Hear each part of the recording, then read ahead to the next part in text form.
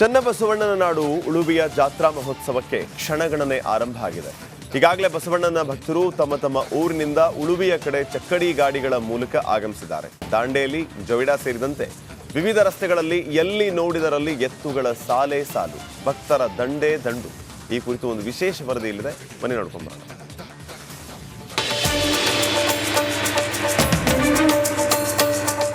ರಾಜ್ಯದಲ್ಲೇ ಪ್ರಸಿದ್ಧಿಯನ್ನ ಪಡೆದ ಉತ್ತರ ಕನ್ನಡ ಜಿಲ್ಲೆಯ ಜೊಯಿಡಾ ತಾಲೂಕಿನ ಶರಣರ ಕ್ಷೇತ್ರ ಉಳವಿಯ ಚನ್ನಬಸವೇಶ್ವರ ಜಾತ್ರಾ ಮಹೋತ್ಸವ ಇವತ್ತು ನಡೆಯಲಿದೆ. ಪ್ರತಿ ವರ್ಷವೂ ನಡೆಯೋ ಈ ಜಾತ್ರೆ ಚಿಕ್ಕಡಿ ಜಾತ್ರೆ ಎಂದೇ ಪ್ರಸಿದ್ಧಿಯನ್ನ ಪಡೆದಿದೆ.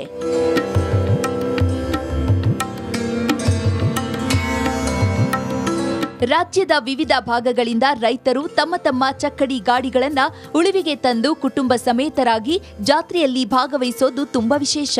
ಬೆಳಗಾವಿ, ಬಾಗಲಕೋಟೆ, ಧಾರವಾಡ, ಗದಗ, ವಿಜಯಪುರ ಜಿಲ್ಲೆಗಳಲ್ಲಿರುವ ಬಸವಣ್ಣನ ಭಕ್ತರು ಚಾಚೂ ತಪ್ಪದೆ ಜಾತ್ರೆಯಲ್ಲಿ ಪಾಲ್ಗೊಳ್ತಾರೆ. ಜಾತ್ರೆಗೆ ಇನ್ನೇನು ಕೆಲ ದಿನ ಇರುವಾಗಲೇ ರೈತರು ತಾವು ನಂಬಿಕೊಂಡಿರುವ ಎತ್ತುಗಳನ್ನು ಚಕ್ಕಡಿ ಗಾಡಿಯ ಮೂಲಕ ತಂದು ಭಾಗವಹಿಸೋದು ವಾಡಿಕೆ. ಕುಟುಂಬ ಮಕ್ಕಳ ಜೊತೆಗೆ ಎತ್ತುಗಳಿಗೆ ಬೇಕಾಗುವ ಹುಲ್ಲು, ಮೇವು ಸಹ ತರ್ತಾರೆ.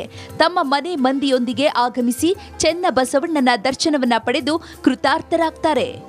ಚೆನ್ನಾಮಣಿ ಕಿತ್ತೂರು ಪ್ರಾಪರ್ ಅಲ್ಲೇ ಒಂದು ಹಳ್ಳಿ ಸಿಗೇಳಿಕೆ ಅಂತ ಹೇಳ್ರಿ, ಅಲ್ಲಿಂದ ನಾವು ಪ್ರತಿ ವರ್ಷ ಹೋಗ್ತೇವ್ರಿ ಸರ. ಉಳುವಿ ಚನ್ನಬಸವೇಶ್ವರ ದೇವಸ್ಥಾನಕ್ಕೆ ಹೋಗ್ರಿ.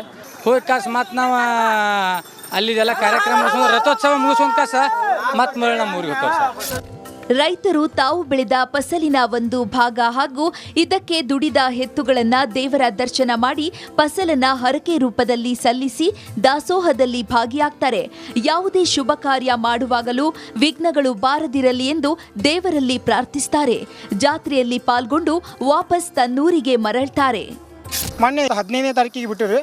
15ನೇ ಬಂದು ಬಿಷ್ಟಾದೇವಿ ಕೈಕೇರಿಯಲ್ಲಿ ವಸತಿ ಮಾಡಿ ಅಲ್ಲಿಂದ ಮಾರ್ನಿಂಗ್ 4 ಗಂಟೆಗೆ ಬಿಟ್ಟು ಅಲ್ಲಿಂದ ಬಂದು ದಾಂಡೇಲಿಗೆ, ಈ ದಾಂಡೇಲಿ ಹತ್ರ ಇಲ್ಲಿ ಬಂದು ಈ ಮೃತ್ಯುಂಜಯ ಮಠದಲ್ಲಿ ವಸತಿ ಮಾಡಿದ್ರು. ನಿನ್ನೆ ವಾಪಸ್ ಬಂದು 25ನೇ ತಾರೀಕು ಸ್ಟೇ ಆದ ಮರನೇ 25ನೇ ತಾರೀಕಿಗೆ ಮಧ್ಯಾಹ್ನ ಊಟ ಮಾಡ್ಕೊಂಡು ಪ್ರಸಾದ ತೊಗೊಂಡು ಪ್ರತಿ ವರ್ಷ ಮತ್ತು ದಾಸೋಹ ಸೇವೆ ಅಂತ ದಾಸೋಹಿಗೆ ದವಸ ಧಾನ್ಯಗಳನ್ನು ಕೊಡ್ತೇವೆ.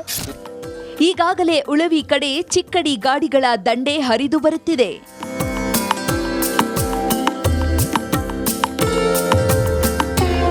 ಶೇಷಗಿರಿ ಮುಂಡಳ್ಳಿ, ರಿಪಬ್ಲಿಕ್ ಕನ್ನಡ, ಕಾರವಾರ.